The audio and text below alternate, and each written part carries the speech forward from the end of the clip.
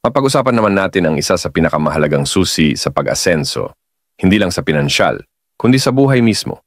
Ito ay ang salitang ipon. Sino ba sa atin ang hindi nangangarap ng mas magandang buhay, ng seguridad para sa pamilya, ng ginhawa sa pagtanda? Nako, halos lahat tayo. Yan ang pinagpupuyatan. Pero napansin nyo ba? Marami sa atin kahit gaano kasipag, kahit gaano kaliit ang bisyo, tila ba nagtatago pa rin sa tinatawag nating petsa de peligro. Paulit-ulit ang cycle. Sweldo, gastos, ubos, utang, sweldo ulit. Pamilyar, di ba? Bakit ganon? Saan tayo nagkakamali? Hindi naman siguro sa kasipagan, dahil bilib ako sa sipag at tiyaga nating mga Pilipino. Ang problema, mga kababayan, ay hindi natin masyadong naiintindihan ang totoong kapangyarihan ng ipon. Nakikita lang natin ito bilang pagtatabi ng pera. Pero sa totoo lang, ito ang tulay natin patungo sa mas malaking konsepto, ang yaman. Kaya simulan natin sa pinakaugat. Ano ba talaga ang ipon? Ang ipon ay hindi lang basta pagtabi ng barya sa alkansya. Ito ay isang aktong may pagpaplano at intensyon. Ito ay ang bahagi ng iyong kita na sadyang hindi mo gagastusin ngayon dahil may mas malaki kang plano para dito sa hinaharap. Ito ay parang pagtatanim ng binhi. Malit sa simula, pero kapag inalagaan mo, didiligan at bibigyan ng sapat na sikat ng araw, it will grow at magbibigay ng bunga. Ang bawat piso na inipon mo, hindi lang basta pera yan. Ito ay isang piraso ng seguridad, kapayapaan ng isip, at kalayaan na unti-unti mong binubuo para sa sarili mo at sa iyong pamilya. Ngayon, ang mas malalim na tanong, bakit nga ba napakahalaga ng ipon, lalo na para sa ating mga Pilipino? Para sa atin, ang konsepto ng yaman ay higit pa sa dami ng pera sa bangko. Hindi lang ito tungkol sa milyones o sa pagmamay-ari ng napakaraming ari-arian.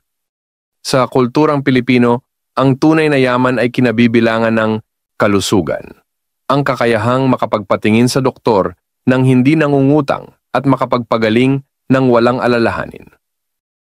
Edukasyon ng mga anak, ang pagkakataong makapag-aral ang iyong mga anak at magkaroon ng mas magandang kinabukasan. Ito ang pinakamalaking pamana natin. Seguridad ng pamilya. Ang kaba ng dibdib na may pondo ka kung may emergency, kung mawalan ng trabaho, o kung may dumating na kalamidad. Kapayapaan ng isip.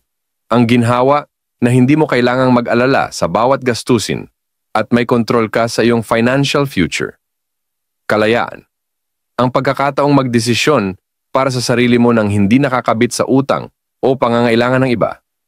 Kalayaan na magpahinga, magbakasyon o magsimula ng bagong buhay. At oo, ang kakayahang tumulong sa kapwa. Dahil sa ating kultura, mahalaga ang pagiging matulungin. Hindi ka makakatulong ng lubusan kung ikaw mismo ay lugmok sa hirap. Kung wala kang ipon, ang mga yaman na ito ay madaling mawala sa iyo. Vulnerable ka sa krisis. Isipin, paano kung biglang magkasakit ang miyembro ng pamilya? Nako, madalas, diretso sa 5-6 o sa kamag-anak na may utang na loob. Ang interest, napakalaki. Limitado ang oportunidad. Gusto mong magnegosyo? Kailangan mo ng kapital. Gusto mong mag-aral para mas umasenso? Kailangan mo ng tuition. Walang ipon, walang pagkakataon. Stress at pag-aalala. Ang kawalan ng pinansyal na seguridad ay nagdudulot ng matinding stress na nakakaapekto sa kalusugan mo, sa relasyon mo, at sa pagtulog mo. Ang ipon, mga kababayan, ang nagbibigay sa atin ng financial cushion para sa mga di inaasahang gastos, kapital para sa mga bagong oportunidad, at peace of mind na kailangan natin para maging tunay na mayaman. Hindi lang sa pera, kundi sa buhay. Kaya napakahalaga na simulan na natin ito. Sino ang pwedeng mag-ipon? Lahat. Walang pinipili ang pag-iipon. Minimum wage earner ka man, OFW, estudyante, may-ari ng malit na negosyo, o stay-at-home parent, kayang-kaya mo mag-ipon. Ang maling paniniwala ng marami, para sa mayayaman lang yan. Hindi totoo. Sa Pilipinas, mas mahalaga ang diskarte at consistency kaysa sa laki ng kinikita. Ang tanging kailangan mo ay determinasyon at disiplina. Paano magsimula at magpatuloy sa pag-iipon? Number 1. Unahin ang sarili. Pay yourself first. The Ipon First Rule. Ito ang pinakamahalagang rule. Sa tuwing makakasahod ka o may matatanggap na pera, tulad ng remittance mula abroad, kumuha ka agad ng target mong halaga at ilagay sa ipon. Hindi ito yung matitira sa gastusin. Ito ang unang aalisin. Kahit 50, 100, 500, or 1,000.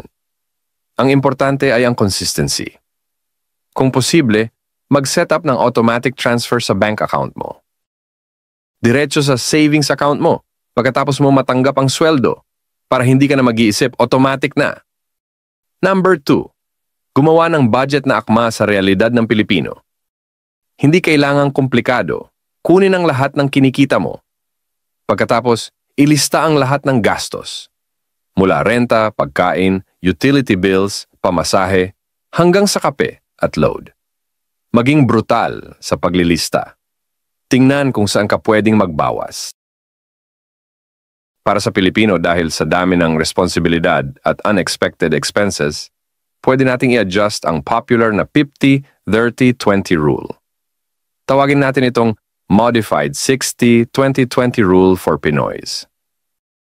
60% para sa needs. Ito ang malaking bahagi. Rent, pagkain, utility bills, transportasyon, basic communication, gamot. Ito ang mga bagay na hindi mo pwedeng iwasan. 20% para sa wants. Ito ang mga bagay na pwedeng iwasan o bawasan. Libangan, shopping ng hindi kailangan, labis na kain sa labas. Dito mo makikita kung saan ka nag-overspend. 20% para sa ipon at pamumuhunan, savings and investments. Ito ang porsyento na ilalaan mo para sa iyong kinabukasan. Kung masikip pa talaga ang budget, pwedeng simulan sa 10%. Basta consistent, ang mahalaga, magsimula. Number 3. Creative tipid hacks, ang diskarte ng Pinoy. Hindi lang basta budgeting, kundi magkaroon ng diskarte sa pagtitipid. Ito ang pinakamalaking asset nating mga Pilipino. Examples. Meal planning at baon power. Magluto sa bahay at magbaon ng pagkain. Isang linggong menu plan, makakatipid ka ng libo-libo kumpara sa araw-araw na pagbili. Ukay-ukay is the new shopping. Hindi masama ang bumili ng segunda mano. Malaki ang matitipid sa damit, gamit sa bahay at iba pa. Diskarte yan. DIY at repair culture. Imbes na bumili ng bago, paano ayusin ang sira? Simpleng pagtahi ng damit, pag-aayos ng sirang sapatos, o pag-DIY ng mga simpleng repair sa bahay. May mga YouTube tutorials niyan. Bawas bisyo, bawas gastos. Ang paninigarilyo, pag-inom, o sobrang paggastos sa kape, alak, o online games ay malaking bawas sa iyong ipon. O hindi mo namamalayan na uubos na ang budget mo. Ingat sa utang, lalo na sa informal lenders. Iwasan ang pag-utang para sa wants. Kung kailangan umutang, siguraduhin na sa formal na institusyon at kayang bayaran. Ang 5-6, kahit kaibigan, ay nakakalunod sa utang. Number 4. Mag-set ng financial goals. Para saan ba ako nag-iipon? Mas madali mag-ipon kung alam mo kung para saan. Kapag may malinaw kang layunin, mas magiging motivated ka. Tulad ng mga sumusunod. Emergency fund. Ito ang pinakauna at pinakamahalaga. Ito ang magiging kalasag mo sa biglaang sakit, nawalan ng trabaho o kalamidad. Targetin ang 3 hanggang 6 na buwan ng iyong gastos. Educational fund. Para sa pag-aaral ng iyong mga anak o para sa iyong sariling pag-aaral upang mas umasenso sa career. Dream fund. Gusto mo ng sariling bahay, kotse, pangkapital sa negosyo? Maglaan ng specific na halaga para dito. Retirement fund. Hindi kailanman masyadong maaga para magsimula. Gusto mo ba ng ginhawa sa pagtanda? Simulan mo ng ipunin ngayon. Ngayon, baka tanong mo, kailan ba dapat ako magsimula? At saan ko ilalagay ang aking ipon? Ang sagot ay, ngayon! Walang perpektong panahon. Hindi mo kailangang maghintay na lumaki ang sweldo mo o mawala ang lahat ng problema. Kung nagsisimula ka palang magtrabaho, maganda. Kung may edad ka na at wala pa, mas mahalagang simulan na ngayon. Ang bawat araw na lumilipas ng walang ipon ay isang araw na nawawala ang pagkakataon mong palaguin ang iyong yaman. Ang bawat 20 piso na hindi mo inipon ay 20 piso na hindi mo magiging kapital sa hinaharap. At ngayon, sa tanong na, saan ko ilalagay ang aking ipon? Hindi lang basta sa alkansya. Mayroon tayong mga mas matalinong paraan para ilagay at palaguin ang ating ipon na akma sa ating mga Pilipino tulad ng mga sumusunod. Number 1. Bank Savings Account. Para sa emergency fund at short-term goals. Ito ang pinaka-basic. Pero tandaan, gumawa ka ng hiwalay na savings account na hindi konektado sa ATM account mo para hindi mo agad magastos. Hindi ito para lumaki ang pera mo, kundi para maging safe at accessible ang iyong emergency fund. Number 2. Alkansya or ipon box para sa mga barya at pang-daily discipline. Huwag maliitin ang kapangyarihan ng mga barya. Ang mga piso, 5 piso, 10 piso na yan, kung iipunin mo araw-araw, pag pinagsama-sama, ay malaking halaga. Ilagay sa alkansya ang lahat ng barya sa dulo ng araw. Ito ay para sa daily discipline. Kapag napuno, ilipat sa bangko o sa mas produktibong investment. Number 3. MP2, Modified Pag-ibig 2. Ito ay isa sa pinakamagandang investment vehicle para sa mga Pilipino. Guaranteed ng gobyerno, tax-free ang dividends, at mas mataas ang interest rate kumpara sa regular savings account. Pwede kang mag-contribute ng minimum 500 piso kada buwan o buhusan ng mas malaking halaga. Ito ay 5 taong savings program na pwede mong i-reinvest o i-withdraw. Number 4. UITF, Unit Investment Trust Funds, or Mutual Funds.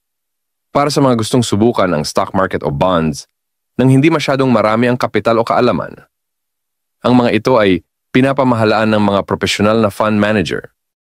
Magsimula sa maliit na halaga at unti-unti mong dagdagan.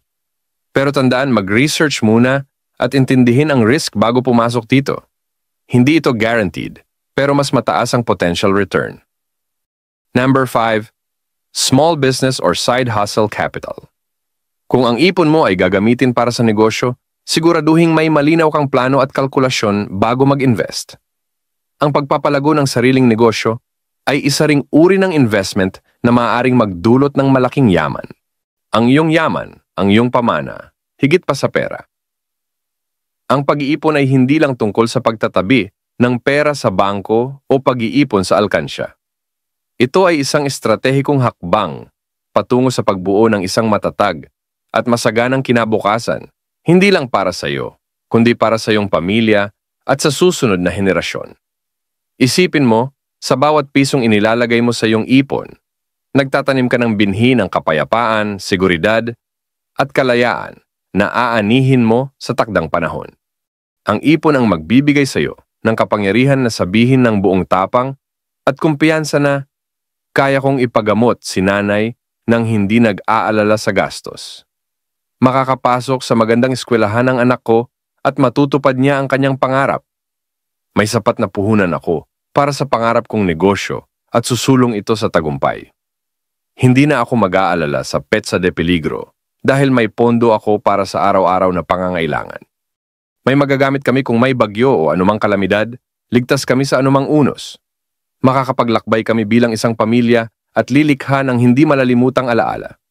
Ang tunay na yaman, mga kababayan, ay hindi nasusukat sa dami ng iyong ari-arian, kundi sa kapayapaan ng loob na alam mong handa ka sa anumang hamon ng buhay. Ito ay ang kalayaan na magdesisyon ng may kontrol sa iyong buhay, na hindi ka nakatali sa utang o pangamba.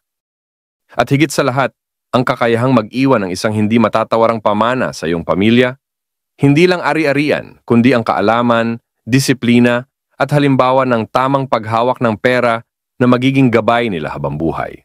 Ang pag-iipon ay isang paglalakbay, hindi isang destinasyon. May mga araw na madali, may mga araw na mahirap. Ngunit ang bawat patak ng pagpupursige ay magdadala sa iyo, palapit sa iyong mga pangarap. Kaya ano pa ang hinihintay mo? Ngayon na ang simula ng iyong paglalakbay patungo sa tunay na yaman. Simulan mo na ang pag-iipon, kahit maliit, basta consistent at may direksyon. Dahil ang bawat pisong inipon mo, ay isang malaking hakbang patungo sa iyong pangarap, sa seguridad ng iyong pamilya, at sa isang kinabukasang puno ng pag-asa. Gawin mo ito para sa iyong sarili, para sa iyong pamilya, para sa iyong pamana. Ang iyong yaman ay ang iyong kapangyarihan, at ang iyong pamana ay ang iyong kinabukasan.